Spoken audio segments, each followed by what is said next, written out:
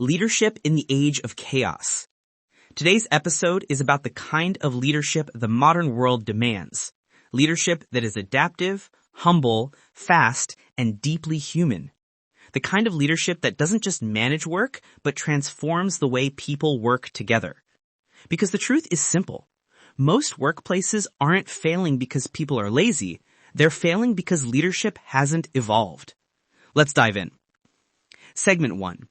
Why old school leadership is dying. If you look around today's organizations, healthcare, tech, finance, startups, even government, you'll notice the same pattern. Teams are overloaded, leaders are overwhelmed, and work moves slower even though tools are faster. Why? Because traditional leadership was built for a predictable world. A world where you could plan a project 2 years in advance and feel confident nothing major would change. A world where hierarchy alone created clarity and managers believed that control equaled success. But that world is gone. The modern environment is volatile, ambiguous, constantly shifting. Requirements change, customers change, markets change, and teams must respond quicker than ever. This is why most leaders feel exhausted. They're applying old methods to new problems, and the gap between expectation and reality keeps widening. To lead effectively today, we need a different approach, one rooted in adaptability, continuous learning, and shared ownership. Segment 2. The OODA Loop, Leadership's Fastest Mental Model. One of the most powerful leadership frameworks didn't come from the boardroom. It came from Air Force pilots flying into life-threatening situations. It's called the OODA Loop. Observe, orient, decide, act. This 4-step cycle helped pilots make decisions in seconds under extreme uncertainty, while being fired at from the ground. But what makes this so relevant for leaders? In business, we face a different kind of turbulence.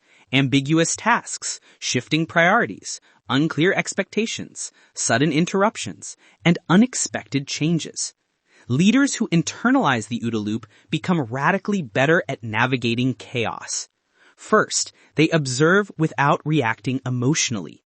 They notice patterns, changes, risks, and opportunities early. Then they orient, a step most people skip. Orientation is integrating experience, feedback, team input, constraints, and data to form clarity.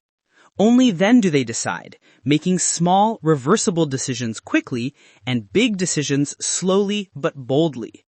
Finally, they act, creating momentum instead of waiting for perfection. And because each action reveals new information, the cycle repeats. Teams guided by leaders who use the OODA loop don't freeze under pressure, they adapt. Segment 3. Your team is a complex adaptive system. Leadership becomes easier when you understand one truth. A team is not a machine. It is a living, adaptive system. People are not gears you can tighten. They are dynamic, emotional, intelligent, creative beings who change based on their environment. This means if you add clarity, the system stabilizes. If you add autonomy, the system accelerates. If you remove fear, innovation emerges. If you reduce friction, productivity surges.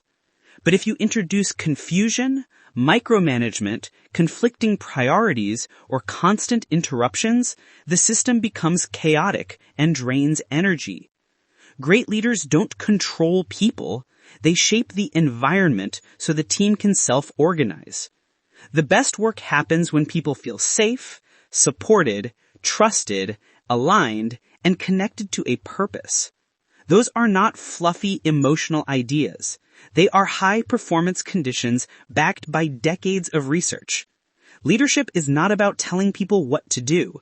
It is about creating a system where people can do their best work consistently. Segment 4. Servant Leadership. Power through humility. Let's talk about one of the most misunderstood concepts in leadership. Servant leadership. A lot of people hear the term and assume it means being soft or overly accommodating. In reality, servant leadership is the hardest, most disciplined form of leadership. A servant leader doesn't lead from ego. They lead from purpose. Instead of saying, "Do what I say," they ask, "What do you need to succeed?" A servant leader removes obstacles, protects the team from chaos, increases transparency, sets a clear vision, provides guardrails, promotes psychological safety, gives honest feedback, and elevates the team above themselves. This kind of leadership creates loyalty. It creates speed. It creates trust. It creates ownership. Servant leaders don't seek credit. They seek progress. And because of that, their teams perform at levels others think are impossible. Segment 5. The power of continuous improvement. One of the most valuable leadership habits is the PDCA cycle. Plan, do, check, act. Leaders who use PDCA create a culture of experimentation instead of blame. Instead of, "Who messed up?" they ask, "What did we learn?" Instead of, "Why aren't we perfect yet?" they ask, "How do we get 1% better each week?" This approach does something magical. It makes improvement a natural part of work rather than a stressful event. Over time, small improvements compound. A team that improves just 1% a week becomes unrecognizably better in a year. That's not motivation, it's math. Segment 6. Shu-Ha-Ri, the journey of leadership mastery.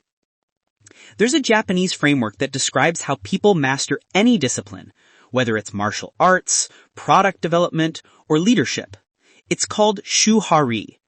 Shu, learn the forms, follow the rules, build foundation. Ha, experiment with the forms, find your style, adapt with confidence. Ri, become the form, lead intuitively, act with mastery. Every leader begins in Shu. Most stay in Shu forever, repeating rules without evolving. But the leaders who enter Ha and eventually Ri are the ones who change cultures, elevate teams, and create excellence that inspire. Leadership is not a destination. It is a journey of layered mastery. Segment 7. The new definition of leadership. Here is the truth about leadership today. Leadership is not about control. Leadership is about creating flow. Flow is the state where work moves smoothly, decisions are made quickly, people communicate clearly, and everyone knows the mission. Leaders who create flow simplify, clarify, align, remove blockers, reduce friction, empower teams, and protect focus. When flow exists, performance feels effortless. When flow breaks, everything becomes heavy. Great leaders spend less time managing tasks and more time managing the conditions in which tasks happen. Because the right environment makes average people good, good people great, and great people unstoppable. Closing message. Leadership is not about being the smartest person in the room. It is about bringing out the intelligence already in the room. It is not about being in control. It is about creating clarity. It is not about giving orders. It is about removing obstacles. It is not about having authority. It is about earning trust. The future belongs to leaders who can observe with clarity, orient with wisdom, decide with courage, and act with purpose. Modern leadership is a daily practice, a commitment to growth, a commitment to people, a commitment to excellence, and most of all, a commitment to becoming the kind of leader people are proud to follow.